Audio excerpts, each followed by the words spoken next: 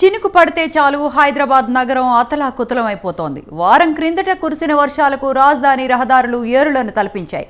నగర ప్రజల జీవితం అస్తవ్యస్తమైంది. ఇప్పుడే కాదు, సరిగ్గా 116 ఏళ్ల క్రిందట 1908 సెప్టెంబర్ 28న మూసీ నది మహోగ్ర రూపంతో విరుచుకుపడి వేలాది మందిని బలి తీసుకుంది.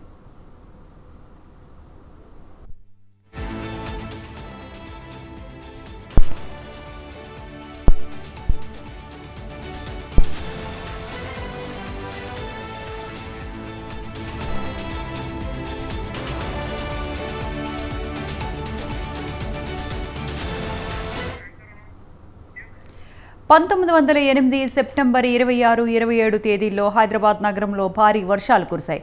దీంతో ఒక్కసారిగా మూసీ నది చుట్టూ గరిష్ట నీటి మట్టం చేరుకుంది. 28న రాత్రి సమయంలో 15.38 సెంటీమీటర్ల వర్షం పడటంతో హైదరాబాద్ నగరం ఒక్కసారి జలమయమైంది. ప్రస్తుతం ఉస్మానియా హాస్పిటల్ ఉన్న ప్రాంతంలో ఆనాడు 200 మంది ఒక్కసారిగా గల్లంతయ్యారు. వంతెన గోడ కూలి వరదల్లో జనం కొట్టుకుపోయారు. భారీగా వరద నీరు లోతట్టు ప్రాంతాలను ముంచెత్తింది. కేవలం 48 గంటల్లోనే 15,000 మంది మరణించారు. 50,000 మంది ఇళ్లు నీట మునిగాయి.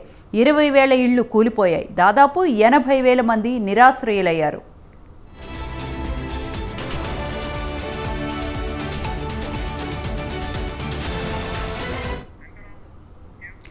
మూసీ నది వరద విషాద ఘటన నిజాం రాజు మహబూబ్ అలీ ఖాన్ను తీవ్రంగా కలిచివేసింది. ప్రజలను కాపాడేందుకు తీసుకోవాల్సిన చర్యలపై దృష్టి పెట్టారు. సిటీ ఇంప్రూవ్మెంట్ బోర్డును ఏర్పాటు చేశారు. ప్రసిద్ధ ఇంజనీర్ మోక్షగుండం విశ్వేశ్వరయ్యను పిలిపించి హైదరాబాద్ నగర ప్లానింగ్ బాధ్యతను అప్పగించారు. ఆయన ప్లాన్ ప్రకారం 1920లో ఉస్మాన్ సాగర్, 1927లో హిమాయత్ సాగర్ నిర్మించారు. మూసీ నది చుట్టూ ఆనకట్టలు, డ్రైనేజీ వ్యవస్థను రూపొందించారు.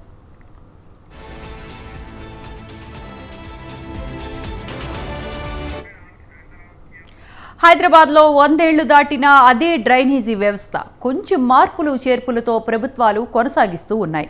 ఇప్పుడున్న జనాభాకు కనీసం 5,000 కిలోమీటర్ల సినరేజ్ లైసెన్స్ కావాల్సి ఉండగా కేవలం 1,500 కిలోమీటర్ల పరిధిలోనే ఉన్నాయి. డ్రైనేజీ వ్యవస్థకు 5 లక్షల మ్యాన్ హోల్స్ అవసరం ఉండగా 2 లక్షలు మాత్రమే ఉన్నాయి. మరోవైపు నిజాం కాలం నాటి నుంచి ఇప్పటి వరకు వందలాది చెరువులు, కుంటలు మాయమయ్యాయి.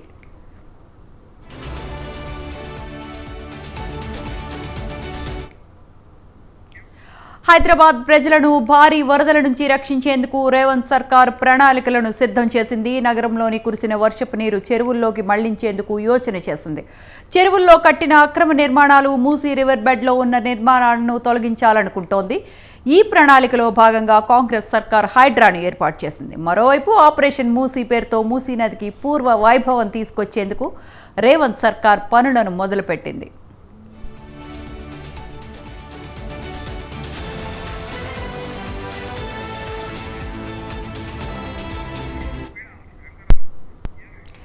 హైదరాబాద్ నూతన ప్రణాళికపై మూసీ అభివృద్ధి ప్రాజెక్ట్ ఎండీ దానం కిషోర్ వివరించారు.